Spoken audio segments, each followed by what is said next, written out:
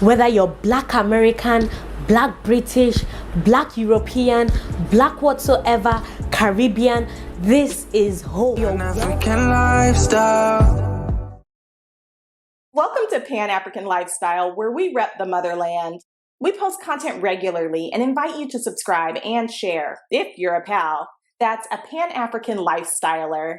If you're thinking of making the move from whether America, Germany, UK, you're possibly moving from the Caribbean, or maybe you're that second generation immigrant in a different country altogether, knowing fully well that your parents, your foreparents, your ancestors were all, from Africa. And you've sat down, you've already planned, you've already ticked everything. I need to leave this area. I can't deal with the racism anymore. I can't deal with the feeling of not belonging anymore. I want a place that I can call home, not just call home, I want to reside there. I love the taste of freedom. I love the taste of Africa. I want to retire in Africa, not just for the sake of the trend, because right now a whole lot of people are moving from America, from the UK, a whole lot of people that have never been to Africa. They've been, making the big move and they're surviving. Why will I not? Why can't I? I mean, just take a look at me. I can survive if my brothers and sisters are there. If you're coming to Africa, at least for the first few months to years, just be a good listener. Be more of a listener than someone who talks. Just listen, observe than talk. You have to have, at least for the first few months to a year, a chaperone, someone that you move with, someone that you trust, that you can move with and stuff like that, until you're confident enough to know your way around. If you're moving from a country where, systematically everything is just at least to some level, at least to some degree, corruption is not just black and white. You have to dig to find the corruption.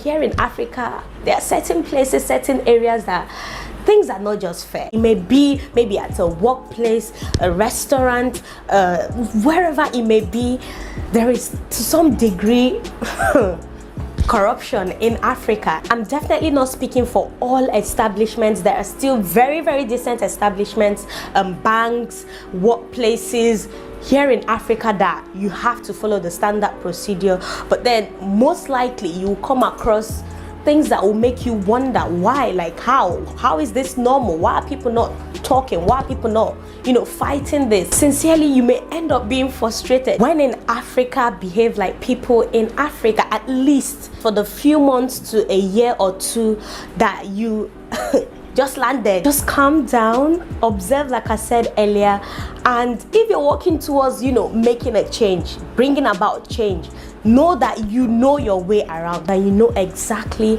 how to take action. Just make sure that the set of people you're gisting with, you're drinking with, you're having sensitive talks like that with, there are people who are reasonable, that can reason just like you. Listen more, talk less, observe more. That's the motto. That should be the motto if you're moving here, at least for the first few years. Westernization is fast eroding some parts of Africa. In some cases, in a very good way.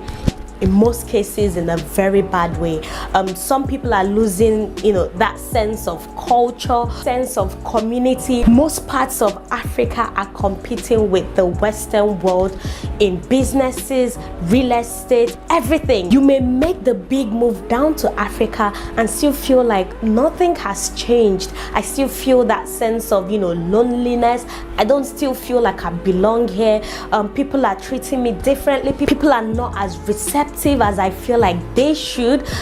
Western democracies believes everything is slowly eroding most parts of Africa. Things are changing. Things are fast changing here in Africa. Technology, business, fintech, investments, loads are changing here in Africa, and don't be shocked if it's not what you expected. You may have in your head a different perspective of Africa, but then there are shocking things that will leave your jaw down there. You may have pictured Africa to be, I don't know, remote, filled with huts, just huts, no internet, no this, no that, people walking around. I don't know what your view about Africa is. You may have just maybe assimilated all you've been told in school. Africa Africa, there's nothing inside there, just trees, forests, and stuff like that.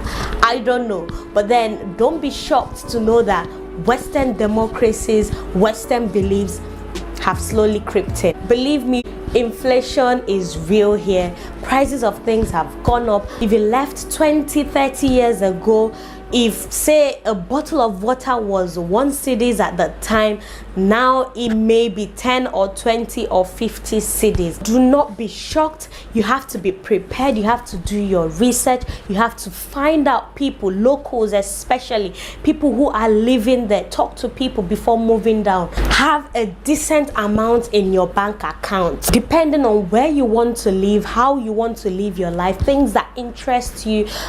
Have a decent amount of money. There are so many reasons why you should move to Africa. It is motherland. Whether you're Black American, Black British, Black European, Black whatsoever, Caribbean, this is home. You're welcome to come here. Come and be that change. Come and build. Come and invest. This is home. That's the number one reason why you shouldn't even think twice if you're a Black immigrant or a returnee. The reason why you should move to Africa. Take a very good look at me. Just take a look at this skin. Look at the brownness, caramel. This is the effect of sunshine. Sunshine, abundant. You need to come and experience it. Not just aesthetic sunshine, but sunshine that will make you remember every single day that you're Black. Do I need to talk about the sense of belonging? Left, right, center, everywhere. Black faces, different shades, no racism. Africa gives you that sense of belonging. Nobody is discriminating you just because of the tone or the color of your skin. There is a decent work-life balance here in Africa. At least you don't get to run that rat race, or living paycheck to paycheck just to pay just excessive amount of bills and stuff like that. Taxes are decent here.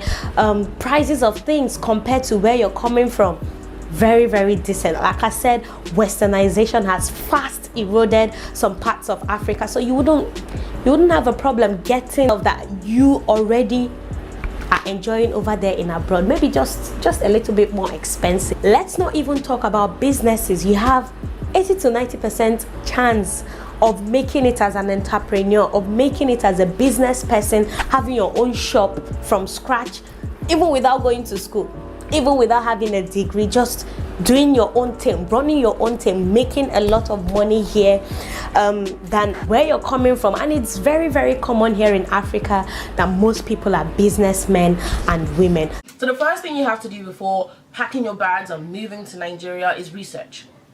Research. Please do not let the words "I'll figure it out when I get there" leave your mouth when you're considering moving to Nigeria. Don't do it. If you do it, you are playing with fire. Research the area you're going to. When I say area, I don't mean like, oh, I want to go to Lagos, I want to research Lagos. No. Where in Lagos do you want to go? Is it mainland? Is it island? Do you know the difference? Do you know which is better for what you're going to go back for? Am I going to have a car? Where will I get a car from? So, actually research a reliable place where I can get a car. If I want to rent an apartment, where am I getting the apartment from? If you find an apartment, don't just say, okay, I found my apartment online. You actually need to do more research on, who's renting you the apartment. What's the area of the apartment like? Does it flood? There is so much you need to know about moving back to Nigeria. So there's no harm in asking. Do so much research you feel over prepared. Trust me, you can never be too prepared for moving back to Nigeria. And with all the research you're still gonna do, chances are you're still gonna get there and find that, oh, okay, things still went bad. So please do so much research about everything. Save money. Save. Money is so crucial in Nigeria. especially if you're someone coming from the West. And I say that because in order to have the kind of luxuries, or not even luxuries, the things that you probably see as essential wherever you're living or wherever you're coming from, the things that you see as basic, the things that you see as, you know, this is just normal. In order to enjoy those kind of things in Nigeria, honey, sweetie, darling, baby, you need money, serious money. A lot of people are able to adapt to situations faster and more easily than other people are, or easier. So let's say you're someone who, you know, you can just go anywhere in the world and firm whatever you come across. You can deal with whatever you see. You're not easily perturbed or disturbed or put out. Then you still need money, but you may not need as much as someone who would want the comforts that they had in wherever they're coming from. So if you're coming from the UK to Nigeria and you're like, listen, I'm here to hustle, I don't care what I have to do or what I have to put up with, I'm gonna do what's necessary, you might be okay with a little less money. But if you're coming to the UK to Nigeria, like, I want a similar or better life than what I had in the UK, you need money. If you want that kind of service living, you have to pay a premium, a hefty premium. And in case anything you are doing in Nigeria falls through or something happens with your business, you need your savings to fall back on. So please, I'm begging. I know some people do it and they're successful, good on them, but do not move back to Nigeria with a dream and a wish. No money, just like, I'm just gonna get there and make it work. Darling, honey, you sleep outside. So please, please, please have like decent amount of money. Have a contact. Please have someone in Nigeria that you know. Even if, like, the worst case scenario, I would say, you know, have someone that you met online. Don't move to Nigeria with no one there. You don't want to just be like, okay, I'm gonna go to Nigeria and figure things out for myself. You need someone who can tell you where the best thing to get something is. Like, if you go to Nigeria and you don't know where anything is, it's not as simple as just googling like nearest something, right? Because a lot of things won't be on the internet. So you need a contact, someone in Nigeria who knows where things are, who knows where to pull you through, even as little as just someone who can take you out in the evening, so you're not like, I'm in Nigeria and I know absolutely no one. That can be daunting. But also you want to know, you want someone who can like be aware of your movements, of what's going on with you. If you're getting in an Uber, someone you can share, or a Bolt, someone you can share your trip with so they know where you are at all times. Someone who comes and visits and checks up on you regularly. You just don't want to move to a country without having a contact. You could come here, meet some amazing people and have the best time of your life, but do not come to Nigeria knowing absolutely no one. There is no place in the world that is 100% safe. Now, I'm not going to say that Nigeria is the safest place in the world.